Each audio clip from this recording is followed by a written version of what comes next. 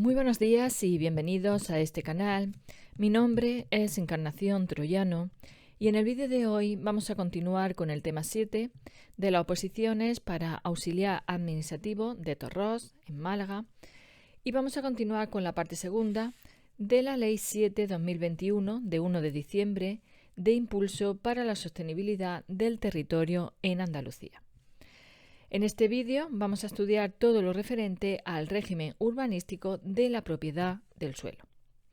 Vamos a comenzar para ello con el artículo 15.1 de esta ley.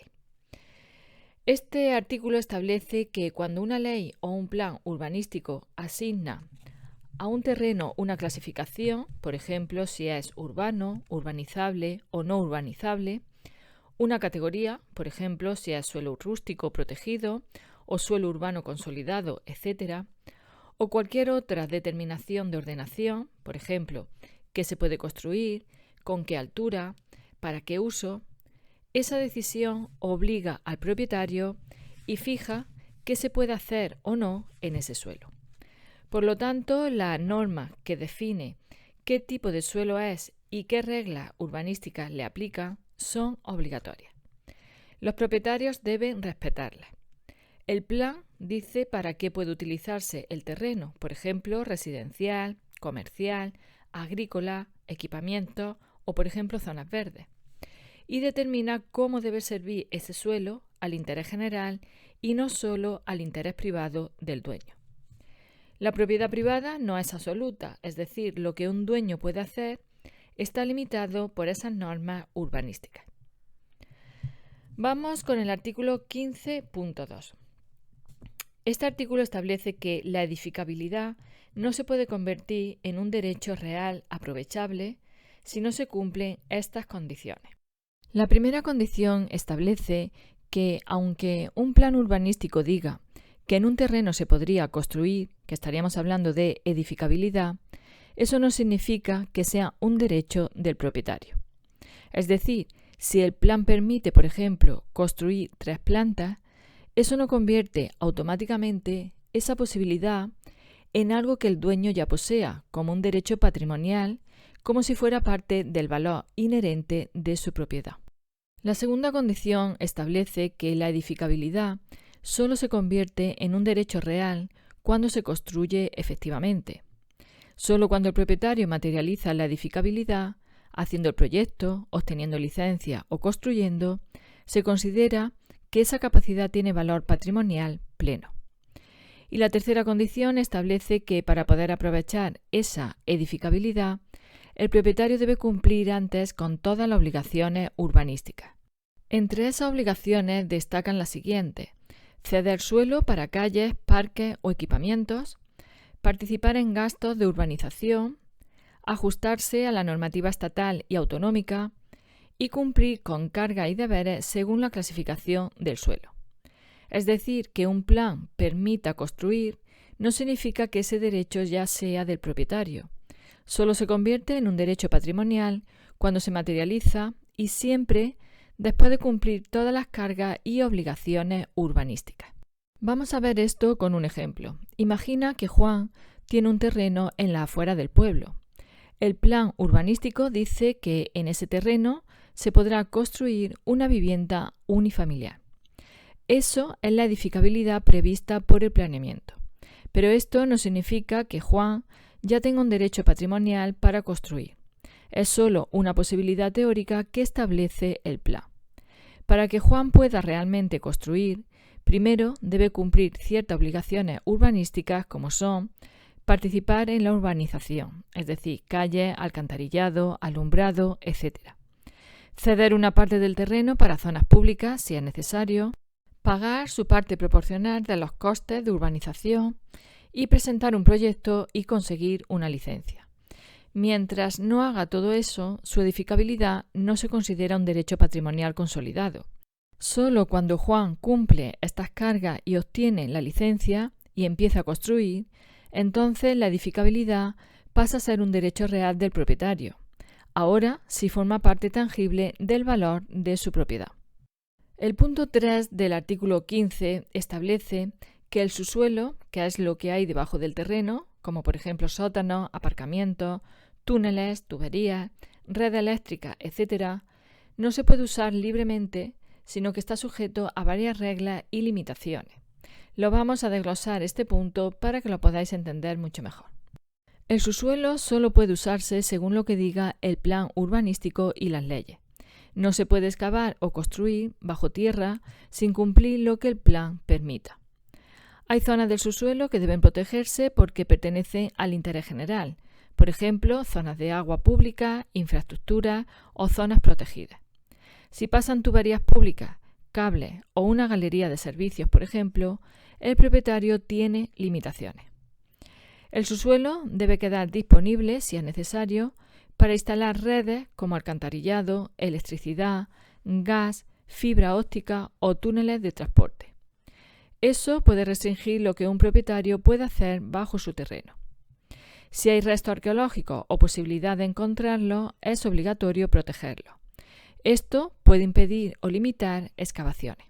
Al final, el interés general manda. El propietario no tiene un derecho absoluto sobre su suelo y su uso debe respetar lo que necesite la comunidad.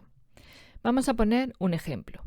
María es dueña de un solar en una ciudad y quiere construir un sótano de 2 plantas para su futura vivienda. Cuando presenta el proyecto, el ayuntamiento le dice que el plan urbanístico solo permite un sótano. El instrumento de ordenación marca que en esa zona solo puede haber un nivel subterráneo porque el terreno es inestable. Esa sería la primera limitación. También le dice que bajo su parcela pasa una canalización pública de agua. Hay una servidumbre que obliga a dejar libre una franja subterránea para que la empresa pública pueda acceder en caso de avería. María no puede excavar donde está la tubería, y esa sería la segunda limitación. Y además la zona está catalogada como área con posibles restos arqueológicos. Antes de excavar debe permitir una excavación arqueológica preventiva. Y si aparecen restos puede prohibirse excavar más o modificarse el proyecto, lo cual sería la tercera limitación. Por lo tanto, aunque María es la propietaria del terreno, no puede usar el subsuelo como quiera. Debe respetar el plan urbanístico y la infraestructura pública. Vamos a continuar con el artículo 16.1. Este texto describe qué derechos tiene un propietario sobre un terreno, desde el punto de vista urbanístico. Dice que esos derechos incluyen disposición, es decir, poder vender, ceder o transmitir el terreno. Uso, es decir, poder utilizar el terreno según lo permitido. Disfrute, aprovechar sus beneficios, por ejemplo, alquilarlo o disfrutar de lo que produce. Y explotación sostenible, utilizar el terreno de manera que no dañe el medio ambiente ni incumpla normas.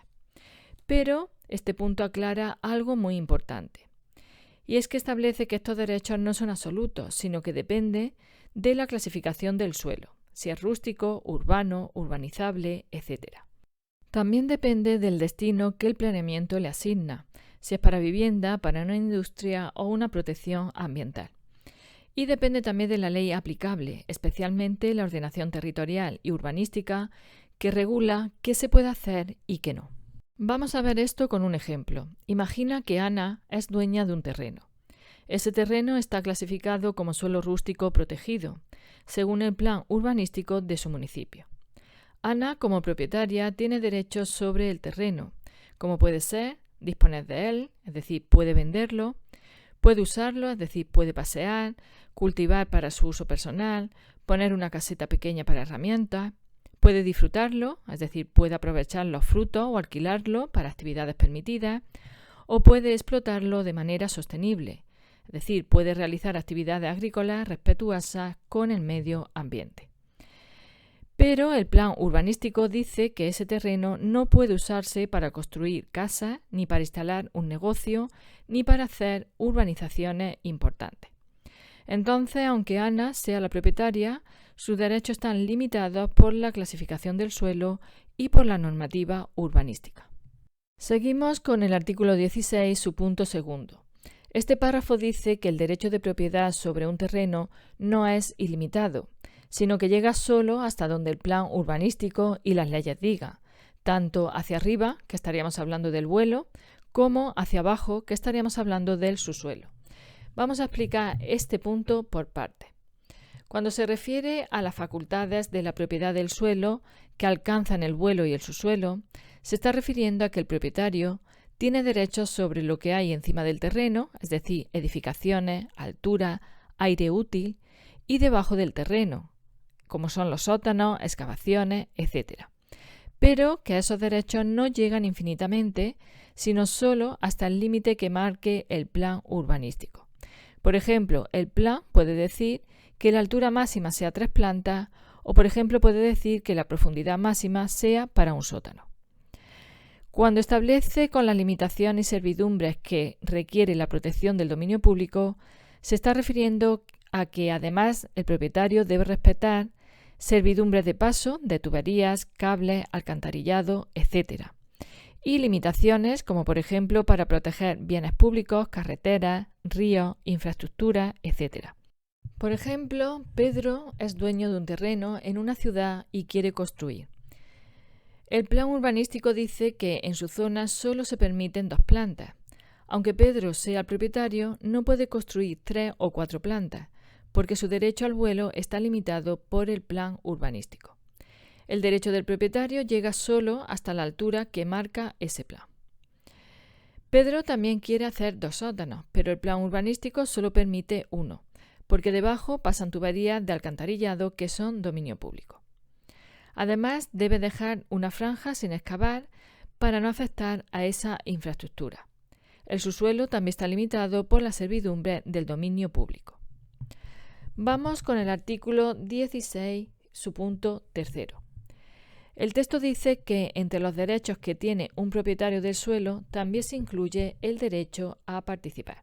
El propietario puede participar en los procesos de urbanización o transformación de su terreno cuando el ayuntamiento o la administración vayan a hacer una actuación urbanística, por ejemplo, urbanizar una zona, obras, calles o, por ejemplo, poner servicios.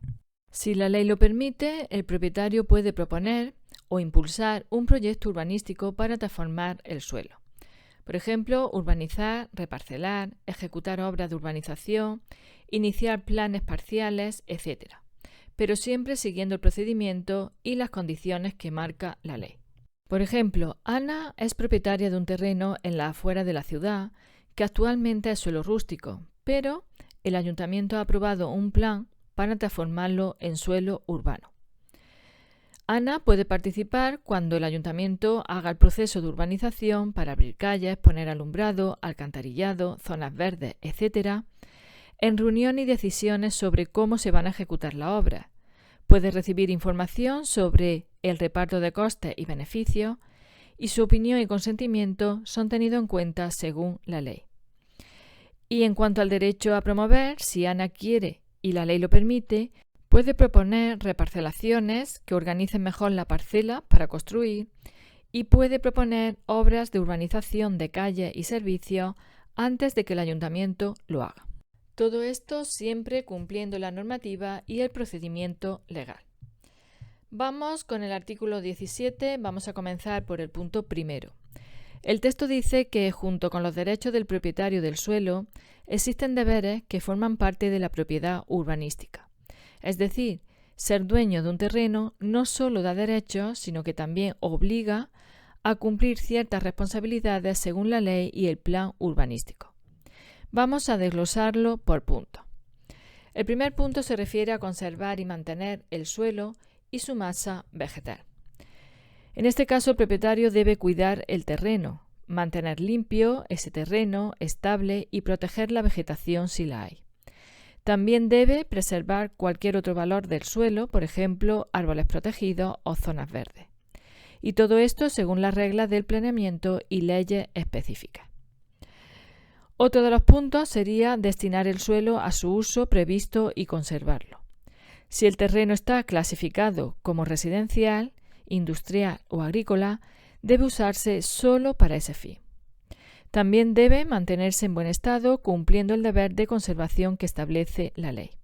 Debe solicitar autorizaciones administrativas. Antes de construir, modificar o usar el suelo, el propietario debe pedir permisos, licencias o presentar declaraciones responsables según lo que exige la ley. No puede hacer obras ni cambiar el uso del terreno sin autorización legal. Y también debe realizar obras adicionales que ordene la Administración. A veces la Administración puede exigir al propietario que haga obras para fines culturales, turísticos o de sostenibilidad urbana. Por ejemplo, instalar aceras, pavimentar un acceso o mantener un patrimonio cultural. Estas obligaciones no exceden lo que requiere la ley para conservar el terreno. Por ejemplo, Laura es dueña de un terreno en la ciudad que tiene un pequeño jardín con árboles y césped, y en el que quiere construir una vivienda. Laura debe cuidar en primer lugar los árboles y el jardín mientras prepara la construcción. No puede talar árboles protegidos ni dejar el terreno en mal estado, y debe mantenerlo según las normas de ordenación urbana y ambiental. El terreno está clasificado como residencial, por lo que solo puede construir una vivienda, no un taller industrial, y debe mantener la vivienda y el terreno en condiciones adecuadas de seguridad y salubridad. Además, antes de empezar a construir, Laura debe pedir licencia de obras al ayuntamiento, presentar los planos y proyectos necesarios y cumplir con cualquier requisito legal antes de iniciar la construcción. No puede empezar a construir sin estos permisos. El ayuntamiento además puede exigirle, por ejemplo, pavimentar la acera frente a su casa, instalar un acceso seguro para peatones o vehículos y proteger un pequeño yacimiento arqueológico en su terreno. Estas obras son obligatorias mientras estén dentro de los límites de conservación y la ley. Vamos con el punto segundo del artículo 17, que establece que para poder ejercer los derechos de propiedad sobre un terreno, primero hay que cumplir con los deberes que marca la ley. Vamos a desglosar esos deberes por partes. En primer lugar, se refiere al cumplimiento de los deberes previstos en el apartado primero, que son condición para el legítimo ejercicio de las facultades y derechos. Es decir, que para que una persona pueda usar, construir o desarrollar un terreno de manera legal, debe primero cumplir con sus obligaciones, como puede ser conservar el terreno, destinarlo al uso permitido, obtener permisos, hacer obras si la Administración lo exige, etc. Y cuando se refiere a que, sin que pueda entenderse adquiridas por silencio administrativo facultades que contravengan las determinaciones de la ordenación territorial o urbanístico, se está refiriendo a que el hecho de que la Administración no responda a tiempo, que estaríamos hablando de silencio administrativo, no significa que tenga derecho esa persona a hacer algo que va en contra del plan urbanístico o las leyes. Es decir, no puede asumir que tiene permiso para hacer lo que quiera solo porque no ha contestado la Administración. Vamos con el artículo 18.1. Este punto explica los derechos que tiene un propietario sobre un terreno urbano, es decir, lo que puede hacer legalmente con su suelo en el contexto de la normativa urbanística. En primer lugar, se refiere a materializar el aprovechamiento mediante la edificación. Cuando el terreno tiene la condición de solar, es decir, está listo para construir según la ley, el propietario puede construir edificios o estructuras para aprovechar legalmente su terreno. Esto se llama materializar la edificabilidad, convertir la posibilidad de construir en construcción real. Debe destinar las edificaciones a los usos autorizados. Una vez construida la edificación, el propietario debe usar los edificios solo para los fines permitidos por la Administración. Por ejemplo, si el plan dice que el edificio es residencial, no puede abrir un taller industrial en ese mismo edificio. Además, debe respetar la legislación sectorial aplicable, por ejemplo, normas de sanidad, seguridad o comercio. El propietario también debe participar y, en su caso, promover actuaciones de transformación urbanística. Con esto quiere decir que el propietario tiene derecho a participar en procesos de urbanización o transformación del suelo urbano, como reparcelaciones, mejora de calles o urbanización de la zona. En algunos casos puede iniciar o proponer proyectos urbanísticos, siempre siguiendo la ley y los procedimientos administrativos. Vamos con el artículo 18.2, que establece que junto con los derechos de un propietario urbano existen deberes que deben cumplirse. Estos deberes están vinculados al uso del suelo y a la ejecución de obras de urbanización o edificación y son parte de lo que se llama el contenido urbanístico de la propiedad.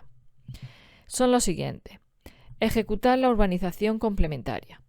Esto quiere decir que si el terreno aún no tiene la condición de solar, es decir, no está listo para construir según la ley, el propietario debe realizar las obras necesarias, calles, alcantarillado, servicios, etc. Esto asegura que el terreno cumpla con los requisitos legales para construir. El siguiente deber se refiere a realizar la edificación en las condiciones y plazos fijados.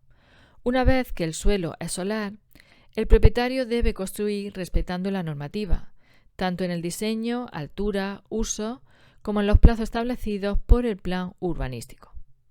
Debe conservar y rehabilitar la edificación. En este caso, el propietario debe mantener la construcción en buen estado para que sea habitable. Si se deteriora, tiene la obligación de rehabilitarla para cumplir con los estándares legales de ocupación. Debe participar o solicitar expropiación en transformaciones urbanísticas públicas. Si la Administración realiza proyectos de transformación urbana, el propietario puede participar en ellas o, si es necesario, solicitar que se expropie parte de su terreno conforme a la ley para que se ejecute el proyecto. Y debe participar en la ejecución urbanística y reparto de carga y beneficios. Cuando la Administración exige obras de urbanización, como son calles, plazas, parques, el propietario debe participar en la ejecución y debe aceptar el reparto de costes y beneficios según lo que establece la normativa estatal. Vamos a verlo con un ejemplo práctico. Carlos es dueño de un terreno urbano que quiere desarrollar con una vivienda y que forma parte de una zona donde la ciudad está promoviendo la urbanización. Su terreno aún no tiene la condición de solar, no hay calles, aceras ni alcantarillado. Carlos debe construir la calle de acceso y conectarse a la red de agua y electricidad según el plan urbanístico para que su terreno pueda considerarse solar y esté listo para edificar. Una vez que el terreno es solar, Carlos construye su vivienda. Debe respetar la altura máxima, la ocupación del suelo, los usos permitidos y los plazos establecidos por la normativa urbanística. La vivienda se mantiene en buen estado, con electricidad, agua y seguridad estructural. Si algún año se deteriora la fachada o las instalaciones, Carlos tiene la obligación de rehabilitar la construcción para que siga cumpliendo los estándares de habitabilidad. El ayuntamiento decide abrir una plaza frente a su terreno como parte de un proyecto de transformación urbana. Carlos puede participar en las reuniones y planificación del proyecto o puede solicitar que se le indemnice si es necesario expropiar una parte de su terreno para ejecutar la plaza. La Administración exige que los propietarios colaboren en el pavimento de las calles y para crear áreas verdes en la zona. Carlos contribuye con una parte proporcional de los costes y a cambio obtiene el beneficio de una calle pavimentada y un barrio urbanizado. Vamos con el artículo 19.1. El texto describe qué puede hacer un propietario con un terreno que está clasificado como suelo rústico, es decir, no urbanizable, según la normativa urbanística. Este punto habla del contenido urbanístico de la propiedad, que son los derechos que tiene una persona sobre este tipo de suelo. En resumen, dice que el propietario de un solar rústico tiene derecho a disponer del terreno, es decir, venderlo, alquilarlo, etc., usarlo, disfrutarlo y explotarlo, por ejemplo, actividades agrícolas, ganaderas, forestales, etc., pero siempre con los límites que ponga la ley y la planificación territorial. Los dos tipos de usos permitidos son usos ordinarios y usos extraordinarios. Los usos ordinarios son los usos normales o típicos que se pueden hacer en suelo rústico. Solo se permite si no están prohibidos por la normativa. Además, están sujetos a las limitaciones específicas de la legislación ambiental, agraria, hidrológica, etc., y a lo que diga el plan territorial o urbanístico de la zona. En cuanto a los usos extraordinarios, son usos que no son los normales del suelo rústico, pero que la ley permite autorizar de forma excepcional. Ejemplos típicos de usos extraordinarios que dependen de la comunidad autónoma son la construcción de viviendas unifamiliares aisladas, instalaciones renovables como pueden ser parques solares, molinos de viento, etc. actividades turísticas rurales o, por ejemplo, infraestructura o equipamientos públicos. Para estos usos extraordinarios, el propietario debe pedir una autorización a la administración competente. Vamos a ver esto con un ejemplo. Imagina que tienes un terreno rústico en las afueras de un pueblo. En cuanto a los usos ordinarios, que son los permitidos sin autorización especial, son usos típicos del campo, por ejemplo, plantar olivos o almendros en esa finca. Esto es un uso ordinario agrícola normalmente permitido sin pedir una autorización urbanística especial. Otro ejemplo de uso ordinario sería, por ejemplo, criar ganado, plantar árboles forestales, poner colmenas o hacer un pequeño cobertizo agrícola desmontable según la normativa. Si hablamos de usos extraordinarios, que son los que requieren una autorización administrativa, son actividades que no son propias del uso agrícola, ganadero y necesitan permiso. Por ejemplo, construir una casa de campo para vivir o para fines de semana. Como el suelo es rústico, no se puede construir libremente, sino que se necesitaría un permiso de uso excepcional o extraordinario.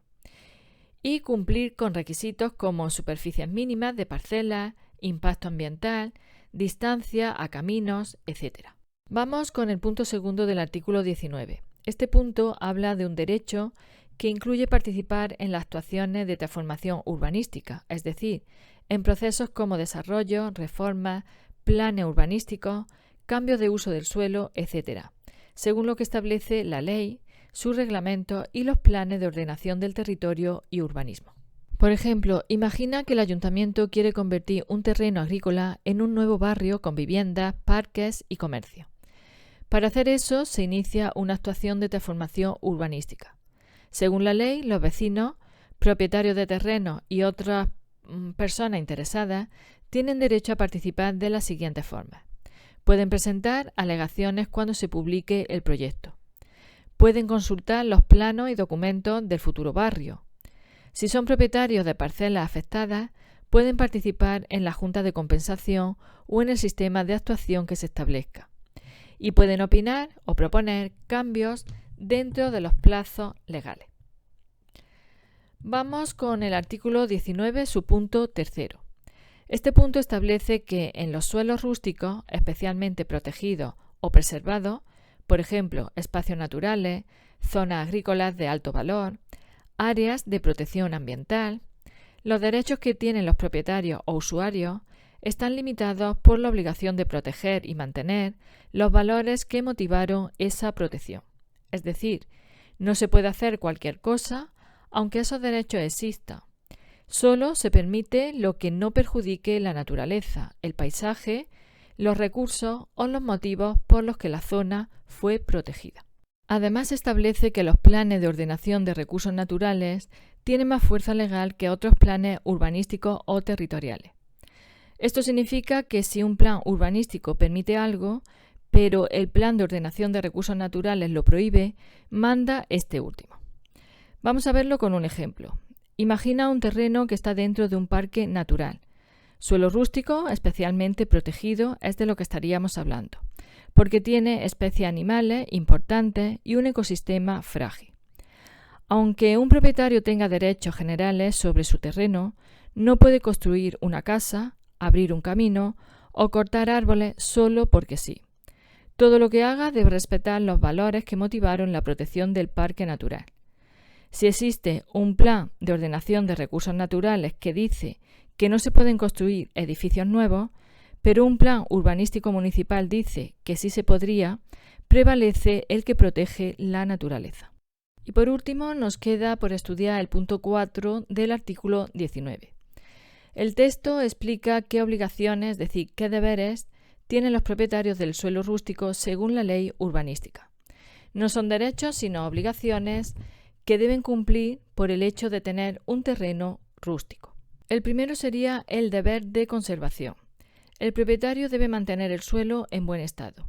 Debe usarlo solo para los usos permitidos del suelo rústico, como son agrícolas, ganaderos, forestales, etc., o para uso extraordinario si se han autorizado, por ejemplo, una casa rural, un almacén agrícola especial, etc.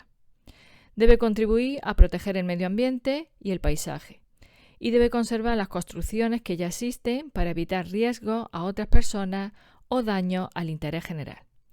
Por ejemplo, María tiene una finca rústica con una pequeña caseta agrícola. Entre sus obligaciones destacan las siguientes. Debe mantener la tierra limpia y evitar erosión o incendio. Solo puede usarla para agricultura, ganadería o lo que permita el plan del suelo. Si quiere usarla para turismo rural, es decir, sería un uso extraordinario, solo podrá si se le autoriza. Y debe conservar la caseta para evitar que se derrumbe y cause daño. Otra de las obligaciones que establece este punto es la de pedir permiso. El propietario debe solicitar licencias, presentar declaración responsable, comunicaciones previas o autorizaciones previas para cualquier uso del suelo, tanto para usos normales como para usos extraordinarios. Debe pedir permiso también para dividir, segregar o partir el terreno y debe cumplir las condiciones que imponga esa autorización. Por ejemplo, Pedro quiere dividir su parcela rústica en 2 y construir un pequeño almacén para aperos. Tiene las siguientes obligaciones. Debe pedir licencia al ayuntamiento para construir el almacén, debe presentar una comunicación previa o autorización para dividir la parcela y no puede hacer la obra sin la licencia aprobada. También regula este punto 4 los deberes cuando hay una transformación urbanística en suelo rústico común. Si el suelo rústico común está en una zona donde se va a hacer una actuación urbanística, por ejemplo, convertirlo en urbanizable, el propietario tendrá que cumplir los deberes legales asociados a ese proceso, según la ley y los planes urbanísticos. Por ejemplo, el ayuntamiento decide transformar una zona de suelo rústico común en un futuro polígono industrial. El propietario obligado tendrá que aceptar que su terreno entra en un proceso urbanístico, debe cumplir los deberes establecidos, como son las cesiones, costes, etc., y no puede negarse si la situación está legalmente aprobada. En la letra D de este punto 4 se regula los deberes cuando no hay una actuación de urbanización y en este caso se establece que si el suelo rústico no está dentro de un proceso de urbanización, el propietario debe, además, pagar las tasas o prestaciones económicas necesarias para que se autorice un uso extraordinario, por ejemplo, para que le permitan construir algo no habitual. También debe pagar y, si corresponde, construir la infraestructura de conexión de las instalaciones al terreno, es decir, la conexión de agua, conexión a electricidad, a saneamientos y accesos. Y debe entregar esa infraestructura a la Administración si debe formar parte del dominio público. Por ejemplo, Ana tiene un terreno rústico y quiere construir una casa de campo para uso propio. Sería un uso extraordinario. Entre sus obligaciones destaca la de pagar las tasas económicas necesarias para que le autorice ese uso especial. Debe pagar y construir la conexión al agua potable, electricidad o fosa séptica. Y después debe entregar esa infraestructura al ayuntamiento si deben ser públicas. Y por último, la letra E de este punto 4 se refiere a los deberes cuando el suelo rústico común sí se incluye en una actuación urbanística. Si el suelo rústico común está dentro de un proyecto de transformación urbanística, el propietario debe participar en el reparto equitativo de beneficios y cargas, como son costes de urbanización, de cesiones, etc. Y debe permitir que se ocupen partes del terreno para hacer obras necesarias, como son calles, infraestructuras, etc., dentro de lo establecido en la ley. Por ejemplo, imagina un conjunto de terrenos rústicos, incluidos el de Jorge. Se va a convertir en un nuevo barrio residencial. Por ejemplo, imagina que un conjunto de terrenos rústicos, incluido el de Jorge, se va a convertir en un nuevo barrio residencial. Las obligaciones de Jorge serían las siguientes. Debe participar en el reparto de gastos, urbanizar calles, redes de agua, alumbrado. Debe ceder parte del terreno para parques, calles u otros servicios. Y debe permitir que las máquinas entren en su parcela para ejecutar la obra. Hasta aquí todo lo referente al tema de hoy. Si te ha gustado este vídeo, dale al me gusta y así podré continuar subiendo vídeos a este canal. En la descripción de este vídeo he dejado unos manuales recomendados por si los necesitáis. Gracias como siempre por estar ahí, al otro lado de la cámara, por acompañarme y os espero en el próximo vídeo.